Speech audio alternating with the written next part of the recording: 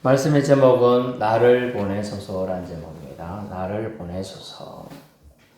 5월은 가정의 달이죠. 계절이 여왕의 달이라 칭해지기도 합니다.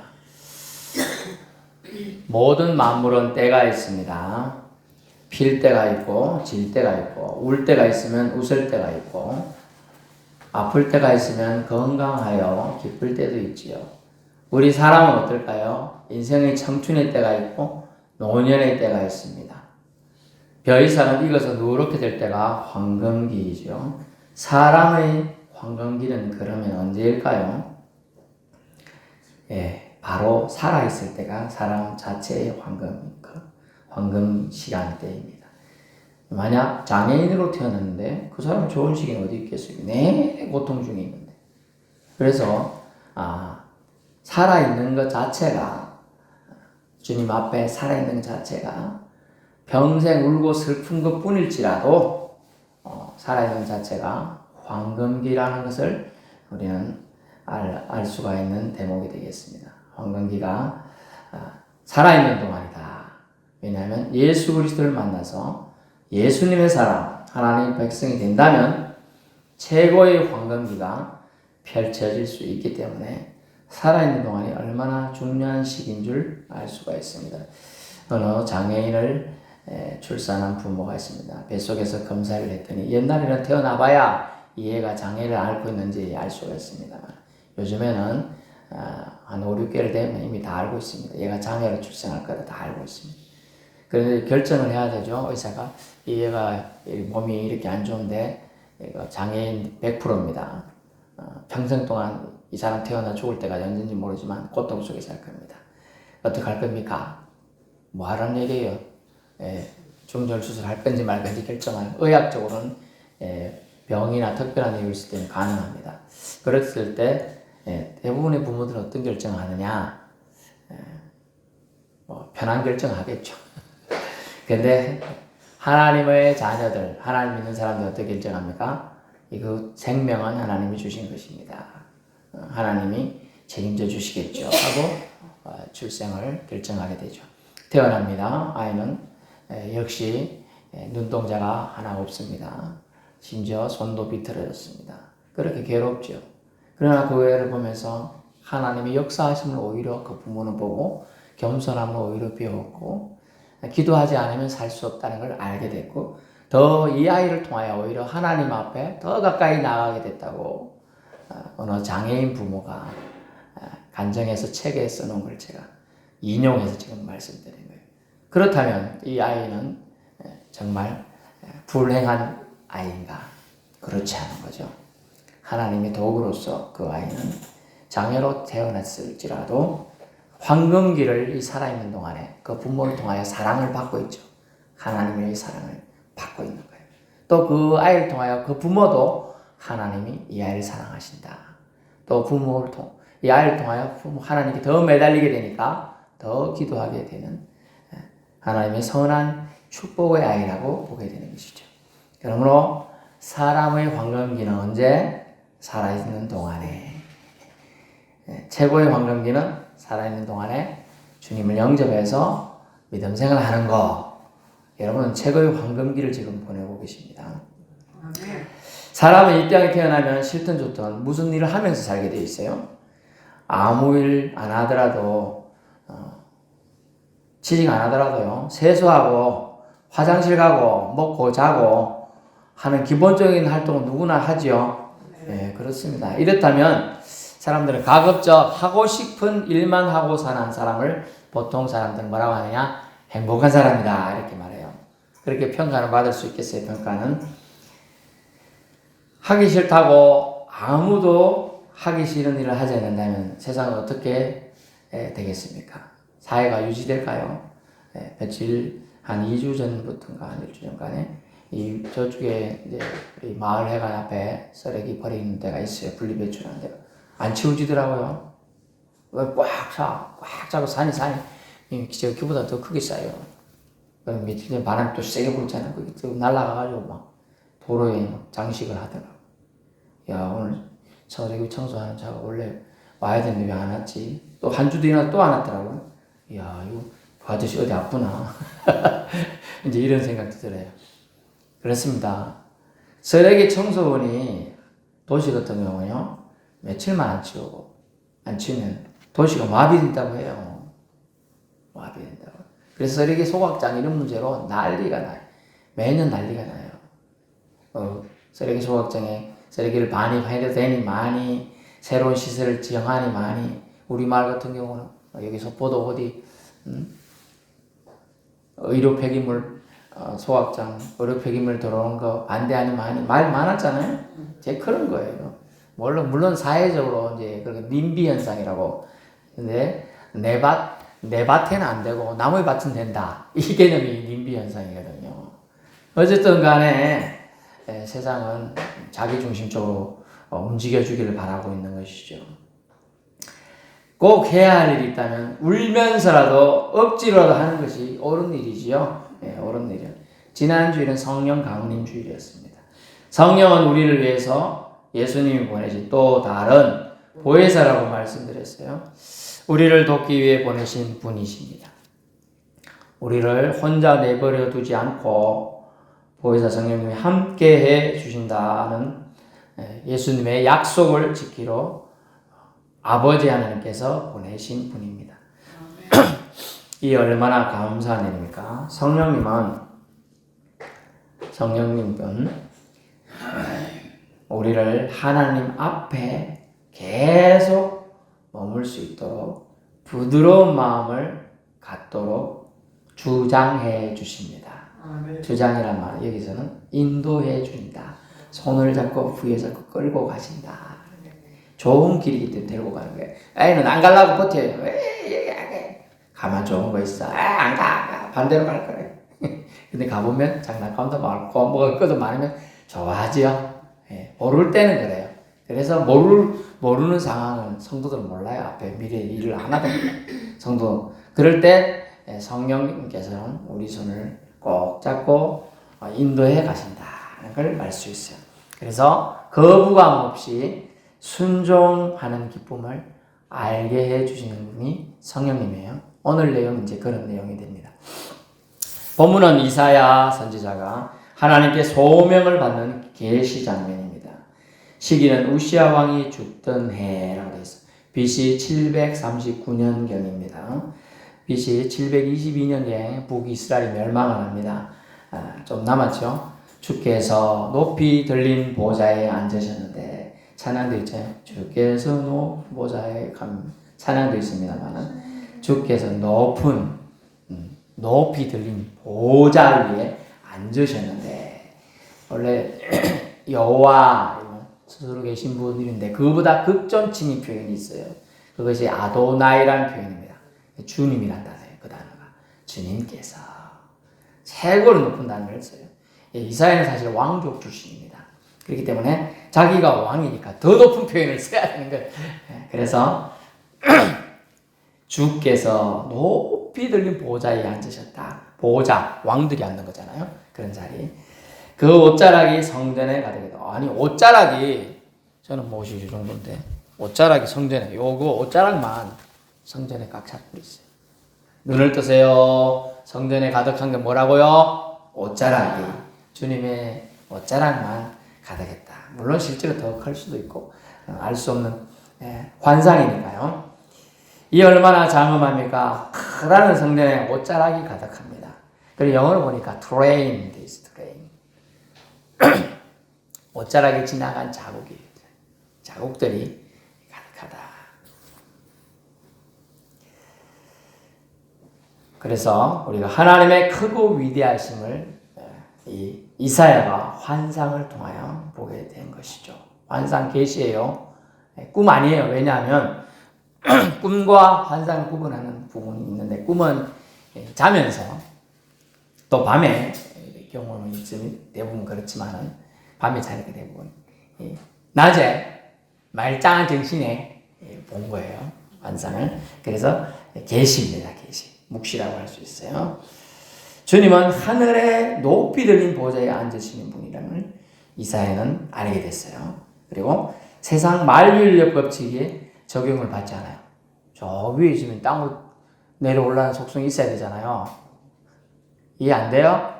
제가 점프해도 지금 땅 금방 내려오잖아요. 지금 점프했는데 지구 중심이 저를 당기고 있어요. 안 그러면 제가 이 지붕이 있어서 지붕에 이렇게 올라가고 지붕에 붙어 있을 거예요. 점프했으면.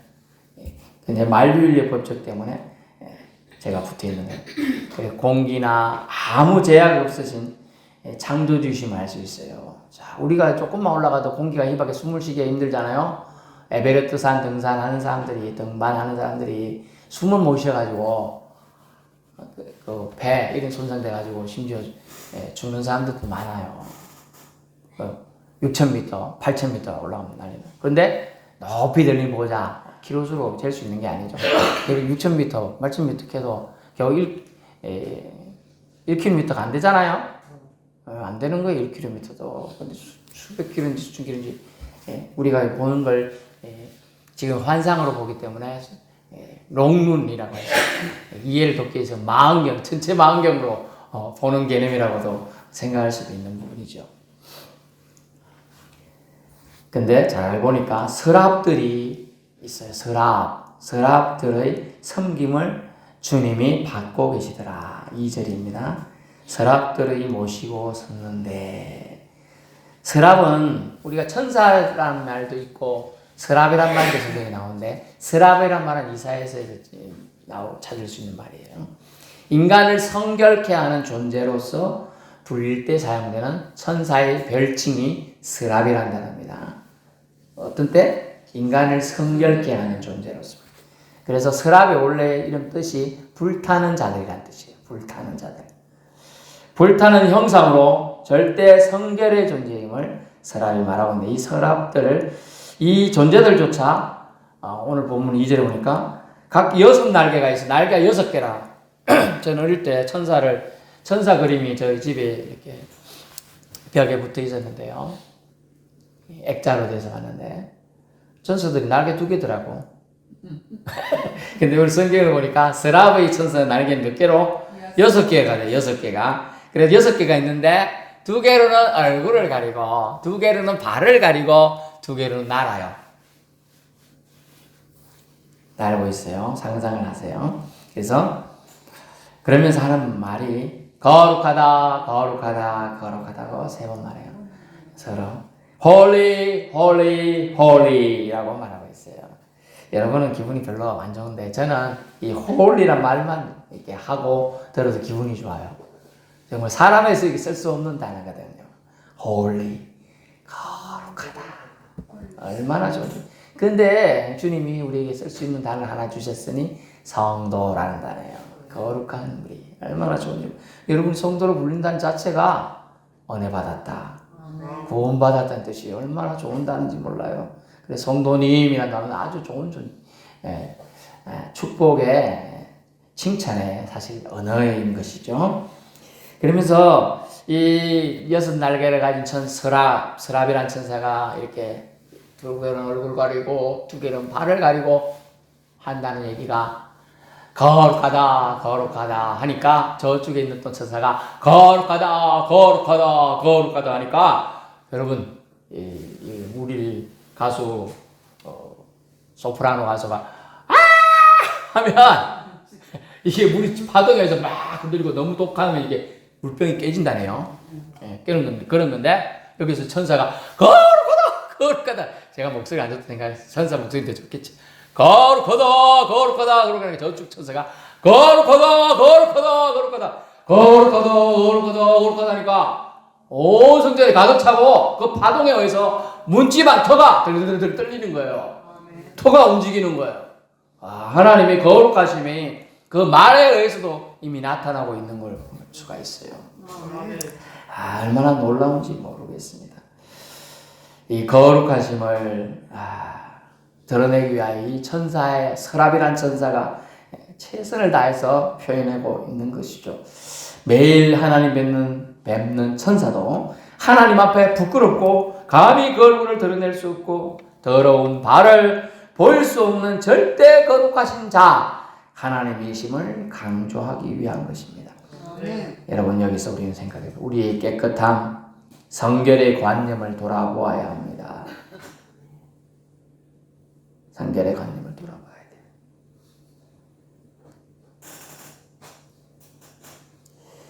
제가 이렇게 누구를 만날 때 가급적에 이제 세수 2번 하는 날도 있고 한데, 세수는 합니다만 진짜 요즘 게을러 빠져가지고 사람 만날 때 매일, 어떤 날은 뭐 하루에 3번씩 샤워하고 목욕하고, 네, 이런 날도 있습니다만, 어떤 날은 머리를 한번 건너뛸 때가 있어요. 여러분, 머리를 한번 건너뛴다는, 창포물이 없어가지고 안 감아요. 그래갖고, 뭐 말씀 전하는 날 아닌 이상, 뭐 물론 새벽기도는 말씀 전합니다만, 그 전날은 뭐 늦게 목욕 다 하고 있으니까 이제 한 몇 시간 차이밖에 안 나니까 새벽 할 때까지 이제 안 감고 이제 올 때가 많죠. 그런데 그거 하면서 제가 생각한 게 있어요. 주님을 뵙는데 깨끗함이 얼마나 중요할까요? 그래서 교회 올 때 다른 기도 필요 없지 않아요, 여러분. 주님, 저 왔습니다. 따라해보세요. 주님, 저 왔습니다. 그러면 그 다음 뭐 해야 돼요? 주님, 제가 있는지 알고 지은지 모르고 지은지, 그게 제일 필요해요. 그 다음에 이제 여러분의 요구사항이나 소원 기도해야 돼요. 더러운 사람한테 주기 싫어요. 여러분이 실전에도 오다가 똥을 밟았어? 돌아 성전에 신발 벗고 들어오긴 하지만, 만약 냄새가 묻어왔다 그러면 어때요? 다른 사람이 딱 하기 싫어하겠죠? 하나님은 모든 거 다 보고 계시잖아요? 더러운 여러분을 그래도 하나님이니까 이렇게 끌어안아 주실지는 모르겠으나 그렇겠죠? 그죠? 예, 이게 중요합니다. 그래서 이 깨끗한 성결의 관념을 돌아봐야 돼요. 그렇기 때문에 천사도, 스랍 천사도 자기가 부끄럽고 더럽고 이런 부분 때문에, 매일 뵙는 하나님을 섬기는 천사도 숨기다. 그래서 거룩하다, 거룩하다, 거룩하다 이런 말을 하려고 하면 최소한 내가 거룩의 모양을, 거룩하신 분을 섬기는 자라는 의식을 가지고 있어야 되고요. 또 거룩하기 위한 우리 회개의 노력이 반드시 있어야 함을 알 수가 있습니다. 그러면서 만군의 여호와여, 그의 영광이 온 땅에 충만하도다. 화답하는 자의 소리로, 옛날에는 창화한다는 한글 역은 그렇게 말했습니다. 요즘 번역은 좀 다르게 되어 있죠. 3절에 서로 불러 이르되, 이렇게 되어 부르고 대답하다 이 뜻이에요. 서로 불러. 근데 옛날 번역은 창화하여, 서로가 뭐로 막 큰 소리로 부르며 거룩하다. 저쪽에서 거룩하다. 서로 노래하고 답했다는 뜻이에요. 조리로 말하면 지방의 터가 요동하고 성전의 연기가 가득한 은혜, 하나님의 영광이 가득 참을 표현해 주고 있습니다. 거룩한 천사들조차 감히 하나님을 배우는 것이 영광 가리게 될까 조심스럽다라는 그 광경이죠. 그런데 이런 주님의 존재를 불결하고 죄 많은 인간이 오늘 만나게 되었습니다. 그 사람은 바로 이사야예요. 5절, 그가 만나니까 놀랐어요. 너무 위대하신, 딱 보는 순간 하나님의 위대하심과 그분의 엄유하심과 그분을 감히 함부로 대할 수 없다는 걸 이 이사야는 깨달았어요. 그래서 5절에 그 반응이 오면, 그때 내가 말해 화로다, 나여 망하게 되었도다. 나는 입술이 부정한 사람이요, 나는 입술이 부정한 백성 중에 거주하면서 살면서 만군의 여호와이신 왕을 배웠음이라 하였더라. 이렇게 표현하고 있습니다. 참 이런 방은 어쩌면 당연해요. 화로다, 나여 망하게 되었다. 그들 속에서는 이스라엘 민족은 선민입니다만은 그들 속에서 신을, 하나님을, 절대자를 만나는 자는 죽는다는 의식이 있었던 것 같아요. 그래서 나는 입술이 부정한 사람입니다. 거짓을 입술에 물고 사는 존재입니다. 또 입술이 부정한 백성 중에 살고 있는 존재입니다. 나는 도저히 가능성이 없는 존재입니다. 그 얘기예요. 세상을 변화시키기는커녕 세상에 안주하면서 하나님 백성답게 살지 못하고 있는 자신의 존재, 현 이치를 자각함에 자책하며 지금 괴로워하고 있는 것입니다. 여러분, 죄악이 들어오면요, 숨기려는 본능이 있고 자책감이 생겨요. 이 자책감, 죄책감을 넘어서는 게 이제 은혜가 거기에 필요한 것이죠. 그래서 이 상황에 잠시 우리가 상고해봐야 돼요. 여러분 같으면 어떤 반응을 볼게요? 여러분이 만약 환상을 통해요. 생시에 지금 눈이 뜨고 있는데 저 하나님의 광경을 천사들이 하나님 보고 하나님도 보고 여러분이 천사들이 날면서 거룩하다 거룩하다 그 광경을 보고 여러분은 어떤 감정이 들 것입니까? 한 세 가지 감정으로 줄여보았어요. 첫째는 저라면 우리라면 하나님을 배움는 기쁨에 감격할 것이다. 다른 두 번째는요. 자신이 죄인임을 더러움을 깨닫고 자각하고 죄책감에 허덕일 것이다. 세 번째는 나를 이런 나도 만나주신 하나님이 반드시 이유가 있을 것이다 라고 은혜를 구한다. 우리 성도라면요, 저라면 1번과 3번을 계속 추구해야 돼요. 죄책감에 눌려있지 말아야 되는 거예요. 이유가 있을 거예요. 나에게 그 장면을 보여주신 이유가 있을 거라고 분명히 해야 된다. 은혜가 분명히 내게 있을 것이다. 그걸 해야 돼요. 그래서 말씀을 대하는 순수한 영혼의 소지자는 얼마나 중요한 걸 볼 수 있어요. 여기서 끝나면 보통 사람이죠. 만났다는 체험을 가지고 있었겠습니다. 보통 사람이 될 수밖에 없어요. 사도 바울도요, 예수 그리스도를 다메섹 길거리에서 만나고 거기서 끝났으면 보통 사람으로 살다가 죽었을 겁니다. 하지만 거기서 끝나지 않았다는 게 중요하죠. 한 민족 이스라엘을 향한 안타까움에 하나님이 애끓는 심정을 전해줄 자를 주님을 찾고 있었어요. 그래서 이사야에게 나타나서 이 환상을 보여준 거예요.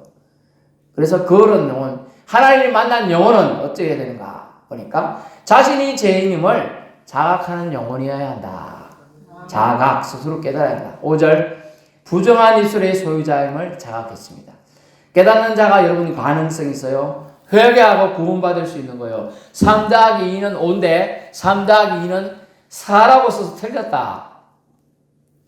그러면 내가 이거 왜 틀렸지? 그때 뭔 생각해서 이거 썼을까? 2를 1로 봤나? 착각을 하든지 뭐 하겠죠. 반성해가지고 3 더하기 2는 5야. 기억하면 다음에 5로 맞을게 정답을 쓸 수 있겠죠? 그렇지 않은 사람은 4라고 해서 또 틀리게 되는 거예요. 아무 생각 없으면 또 그렇게 되더라고요. 무의식의 세계도 반드시 존재합니다. 그럼 무의식의 세계는요, 사람이 의식하지 않으면 그냥 끌려가요. 이 세상은 무의식의 세계예요. 사람은 생각할 수 없게 의식이 없이 살도록 만들고 있어요. 점점 더 무감각하며 의식하지 않고 그냥 흘러가도록 내빌려 두는 그냥 강의 흐름에 흘러가다. 세상의 흐름은 어디로? 사망으로 흘러가고 있습니다. 그래서 주님은 깨닫는 자가 희망이 있다고 이 이사야를 통하여 보여주고 있는 거예요. 회개하고 구원을 받을 수 있는 것, 깨닫는 자입니다. 내가 죄인이구나 깨닫게 합니다. 성령을 받는 사람, 자신이 죄인임을 깨닫게 됩니다. 첫 번째, 그 얘기하고 있는 거예요. 사명을 감당할 수행자가 될 수 있는 거예요. 성령을 받는 사람, 깨닫는 사람이 첫 번째입니다. 깨달아야 될 줄 압니다. 두 번째는요, 그런 영혼은 7절, 그 영혼에 하나님의 은혜가 있어요. 내 입술에 부젓가락에 핀수를 가지고 대십니다. 다음 화면요. 천사가 이쁘게 생긴 천사인데 부젓가락은 불을 짚는 집게 젓가락이에요. 저기 갖고 있죠. 갖고 짚고 와가지고 이사야가 이렇게 황당 말씀을 뭐 이러고 있는데 이사야한테 와서 핀 숯을 가지고 와가지고 입술에 숯을 뜨거운 걸 입술에 대게 됩니다. 여러분 이제 집에서 숯 뭐 옮기다가 좀 뒤본 적이 있을 분 있는지 모르겠는데 되지 않더라도 가까이 와도 뜨겁죠 숯이. 근데 입술을 갖고 와서 입을 대고 입을 지지게 됩니다. 단내 든다고 상상을 해야지. 기억이 오래 남아요 상상하면. 그래서 네 죄악이 제하여졌다, 없어졌다. 영어로 보니까 taken away, 네 악이 가져감을 받았다. 여기 있었는데요. 네 죄악을 신께서 용서하기 위해 가져가 버렸다. 아예 쫓아내버렸다 뜻이고요. 그 다음에 뭡니까? 네 죄가 사하여졌느니라. 여러분과 속죄됐다 이런 뜻으로 나와요. 속죄. 아예 없어져 버렸다는 거예요. 용서받았다고 주님은 두 번이나 걸쳐서 확신하게 선언해줘요. 네 죄악이 죄하여졌다. 네 죄가 사하여졌다. 라고 확실하게 선언해줘요. 사유받는 은총이 임하게 됩니다. 어떤 영혼이요? 순수한 영혼. 하나님 말씀을 성령에 의해서 터치받은 영혼은요. 그 영혼에게는 하나님 은혜가 있는데 용서받는 은혜가 있어요. 아니 똑같은 신이죠. 용서 안 해주면 잡신하고 똑같이 취급받는 거예요. 그러나 하나님은 잡신이 아니거든요. 자기에게 나와 재용서 구하는 영혼을 어떻게 해요? 용서해 주십니다. 아멘. 빈 숯은요 자신의 열과 에너지를 쏟아서 정화시켜 줍니다. 여러분 숯이 이해가 안 되면 촛불 생각하세요. 촛불은 초를 자기가 다 촛능까지 다 태워서 빛을 밝혀주면서 주변을 이롭게 하죠. 예, 그런 거예요. 예수님의 보혈이 떠오릅니다. 저는 이 말씀 주면서 예수님의 보혈이 떠올랐어요. 죄인들이 죄를 씻겨주시기 위한 피 흘리심으로 죄악과 허물을 덮어주신 것이 생각났답니다. 지금 우리 더러운 오직 예수 그리스도의 구속의 은혜로 모두 사함을 받았습니다. 아멘. 네, 얼마나 기쁜지 몰라요.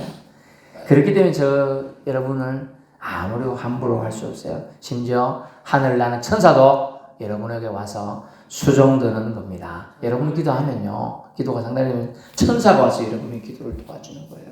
여러분이 위험점에서 천사가 와서 여러분을 안고 가는 거예요.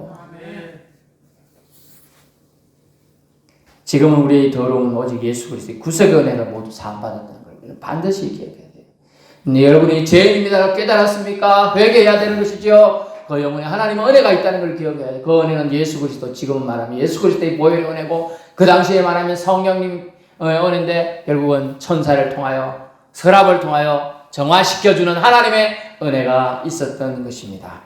하나님의 은혜를 체험한 자에게는 하나님의 영이 머무르십니다. 떠나지 않습니다. 여러분이 예수 그리스도의 은총으로 주님의 자녀가 되었고 예수 그리스도의 보혈 공로로 죄 씻음 받았기 때문에 여러분에게는 예수의 영이 있는 줄로 믿습니다. 다 예수의 영이 있습니다. 그러므로 주님이 말씀하셨습니다. 예수의 영이 없는 자는 예수의 사람이 아니니라. 예수의 영이 여러분 안에 있는 줄로 확신하고 여러분 담대하게 살아가길 바랍니다. 세 번째 8절인데요. 그 영혼은 어떻게 되느냐? 순수한 영혼의 소유자, 말씀에 대하여 깨달음을 받은 자는 어떠냐? 그 영혼의 심령이 부드러워집니다. 그래서 하나님의 음성에 적극적으로 반응하는 게 됩니다. 하나님은 뭐라고 하면 내가 누구를 보낼까? 그때에 내가 여기는 이사야입니다. 내가 여기 있나이다. 나를 보내소서. 죄인인데 하나님이 저렇게 자신을 위하여 일할 자를 찾고 계신 게 깨달아지는 거예요. 나무 일처럼 안 느껴지는 거예요. 나를 만나주신 데는 분명히 이유가 있다고 좀 전에 생각해야 된다는데 이유가 있다고 생각했던 것 같아요. 그러면서 나를 보내소서 하였습니다. 성령은 여러분 과격한 영 아닙니다. 부드럽게 하여 순종케 하는 영입니다. 또한 적극적으로 반응하여 활동케 하는 또 담대케 해주는 용기를 주는 영입니다. 결론에 말씀드리는데요. 성령님은요 우리를 돕기에 우리 곁에 계십니다. 우리를 죄에는 민감하게 하여 반응하여 살도록 해주고요. 어떻게 살게 합니까? 회개해서 관계 회복해서 하나님의 자녀로서 살아갈 힘과 은혜를 줍니다. 그리고 주님의 필요에는 부드러운 마음을 주셔요. 성령님께서는요. 부드러운 마음. 부드럽게 순종으로 반응케 합니다. 더 나아가 해야 할 일을 믿는 자 기꺼이 하도록 용기를 주십니다. 더 나아가 여러분 해야 할 일이 있습니다. 그것을 믿는 자가 기꺼이 하도록 어떤 걸 해야 되는데 기꺼이 할 마음이 안 되고 억지로 하는 경우도 많지만 성령님이 여러분의 마음을 부드럽게 터치하시면 기꺼이 하게 돼요. 성령님은 기쁘게 그 일을 하게 하신다. 아멘. 성령님 만난 사람들은 일을 기쁘게 해요.